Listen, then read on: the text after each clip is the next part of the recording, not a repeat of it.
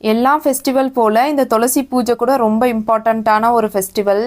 ஏன்னா நம்ம துளசி மாதாவை லக்ஷ்மி தேவி அவதாரமாக நினச்சி நம்ம பூஜை செய்கிறதுனால நம்ம அஷ்டைஸ்வர்யங்களும் கூடும். அதே மாதிரி நம்ம தீர்க்க சுமங்கலியாக இருப்போம். ப்ளஸ் யாராச்சும் கல்யாணம் ஆகாமல் இருக்கிற பொண்ணுங்கள்லாம் செஞ்சோன்னா அவங்களுக்கு சீக்கிரமாக மாங்கல்ய பாக்கியம் கிடைக்கும் அப்படின்னு சொல்லிட்டு நம்பப்படுது. ஸோ நான் காலையிலேயே துளசி செடிக்கு மஞ்சள் தண்ணி வச்சு குளிப்பாட்டிட்டு பொட்டுலாம் வச்சுட்டு அரேஞ்ச் பண்ண ஆரம்பிச்சிட்டேன். சிம்பிளாக பிளான்ட்டுக்கு மட்டும் டெக்கரேட் பண்ணிவிட்டு கிருஷ்ணர் ஐடல் வச்சு மஞ்சள் கயிறு கட்டிட்டேன்.